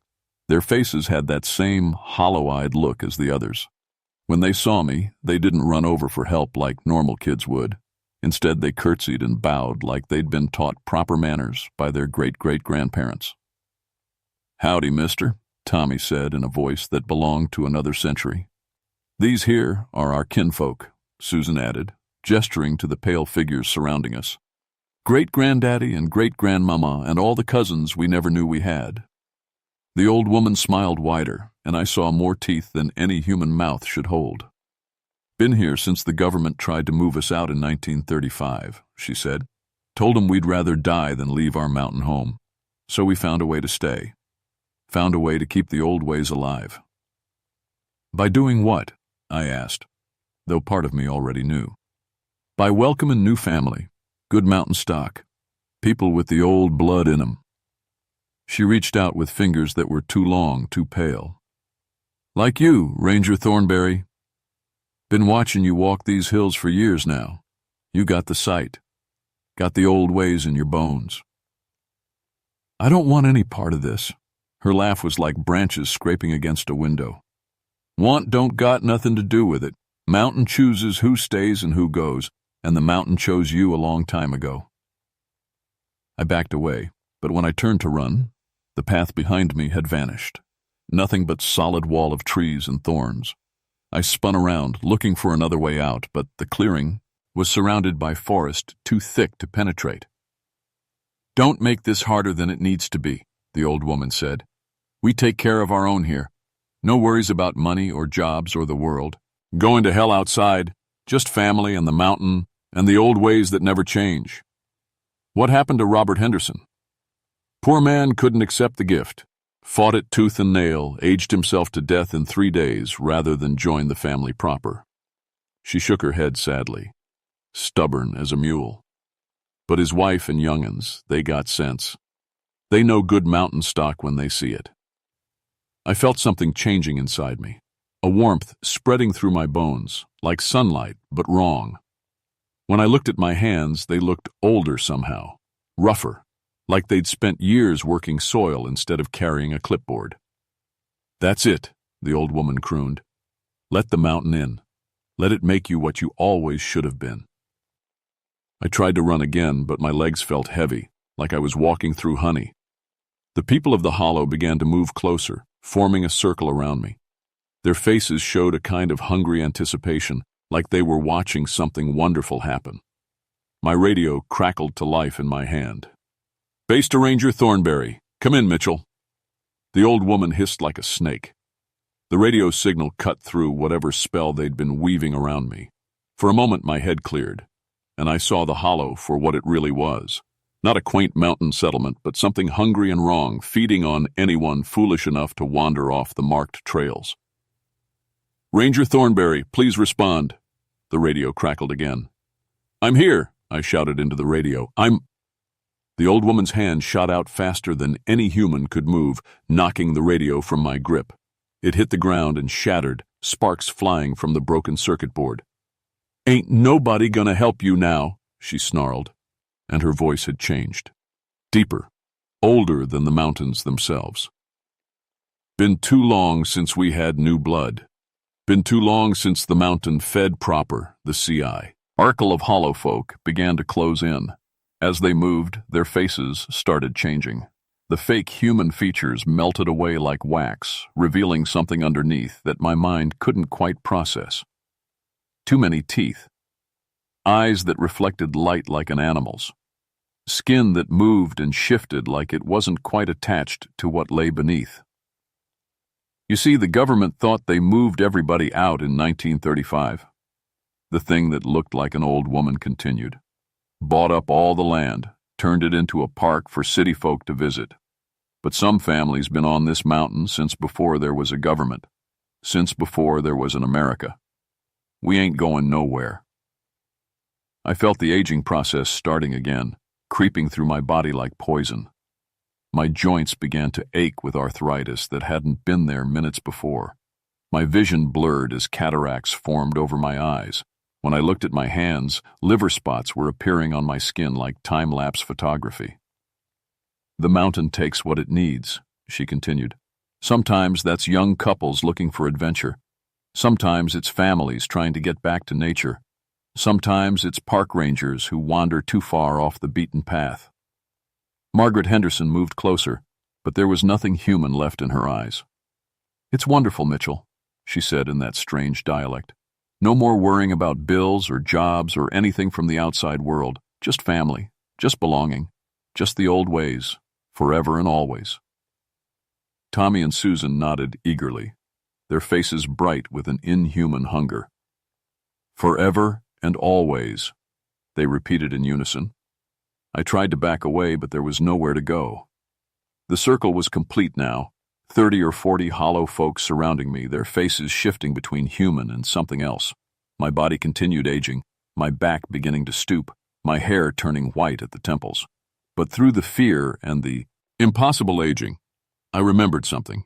A story my great-grandmother used to tell back when I was small enough to sit on her lap and listen to tales of the old mountain ways. "Crossin'. Water breaks the hollow magic," she used to say. "Mountain spirits can't follow you across running water. That's why the old-timers always built their cabins near creeks." I could hear water. Somewhere beyond the circle of hollow folk, I could hear the sound of a stream running over rocks. The aging was accelerating now. I could feel decades passing in seconds, my muscles growing weak, my breath coming short. But I also felt something else. Knowledge that wasn't mine. Mountain wisdom seeping into my bones, teaching me things I'd never learned. How to read the signs carved in trees. How to call rain with the right words. How to walk between worlds where time moved differently. And how to fight back. I reached into my pocket and pulled out the iron horseshoe I'd been carrying as a good luck charm for the past 10 years. My great-grandmother had given it to me, told me it would keep the wrong things away. The hollow folk recoiled like I'd pulled out a live snake. "Iron," the old woman hissed. "Clever boy, but it won't help you for long." I was right. The horseshoe only bought me a few seconds, but a few seconds was all I needed. I ran. My aged body protested every step, but I pushed through the pain and the weakness. The sound of running water grew louder. Behind me, the hollow folk gave chase, but they moved differently now. Less like people, more like shadows flowing between the trees. My vision was going dark around the edges. Cataracts were forming faster now, turning the world into a blur of shapes and shadows. I stumbled over roots and rocks, guided more by sound than sight, following the music of water over stone. I could feel them behind me, reaching out with fingers that were too long, too sharp. My hair had gone completely white. My hands were gnarled with age, and my modern memories were starting to fade into older ones. Memories of working tobacco fields under a hot sun. Memories of making corn liquor in hidden stills. Memories that belonged to my great-great-grandfather, bleeding through as the mountain claimed me. The stream was right ahead. I could see it now, a ribbon of silver in the darkness. 20 feet. 10. 5. The hollow folk were right behind me, their inhuman voices raised in a hunting song that made my bones ache. I dove. The cold water hit me like a physical blow, shocking my system and stopping the aging process mid-stride. I felt the hollow's magic break like a snapped chain, releasing me from whatever force had been changing me into something else. When I crawled out on the other side of the creek, gasping and shivering, I was still myself. Mostly. I looked at my reflection in the dark water and saw a man 20 years older than the one who'd started hiking that morning, but the aging had stopped. My radio crackled back to life. "Base to Ranger Thornberry. Mitchell, where are you? We've been trying to reach you for hours." I looked back across the stream, expecting to see the hollow folk on the other side. Instead, I saw nothing but virgin forest. No settlement. No carved symbols on trees. No paths leading to impossible places. Just normal Shenandoah woods, with normal sounds of insects and night birds. But I could still hear them. Somewhere in the distance, carried on the wind, I heard children laughing. The sound of Tommy and Susan Henderson playing games they'd never grow tired of, in a place where time moved differently than the rest of the world. "I'm here," I said into the radio. I found Robert Henderson's body, but the rest of the family..." I paused, looking back at the dark forest. "The rest of the family is gone." The helicopter found me an hour later. The search team that came in the next day discovered Robert Henderson's body exactly where I'd said it would be. But their medical examiner listed the cause of death as exposure and stress reaction. They said he'd probably gotten lost, panicked, and aged rapidly due to the trauma. They never found the settlement, never found the carved symbols or the impossible trails. According to their maps, I'd never left the established trail system, but I knew better. The Park Service gave me medical leave and recommended psychological evaluation. They said my rapid aging was a stress reaction, possibly triggered by altitude and exposure.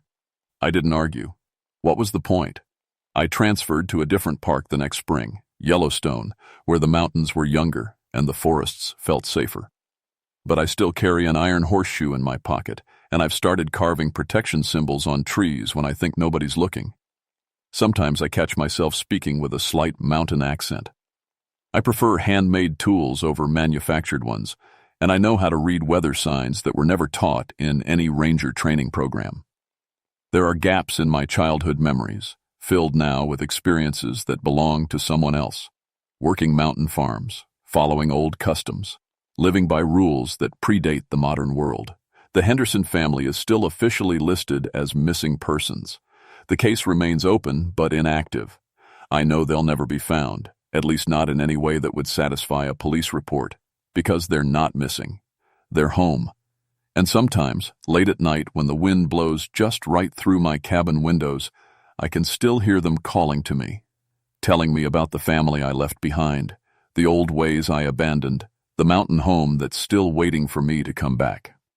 I've started sleeping with running water nearby, a creek, if possible, or at least a garden hose running outside my window. Iron horseshoes hang above every door. Salt lines cross every threshold, because I know they're still out there. The hollow folk, still welcoming new family members, still preserving their version of mountain culture by consuming anyone foolish enough to follow unmarked trails. Else, if you ever find yourself hiking in the Appalachian Mountains, remember this. Never follow paths that don't appear on official maps. Never accept hospitality from strangers in old-fashioned clothes. And never, ever trust your compass when it starts spinning like a toy. The mountains are full of places where time flows differently, where old communities survive by feeding on the new, where families who were never meant to leave have found ways to stay forever, and they're always looking for more kinfolk to welcome home.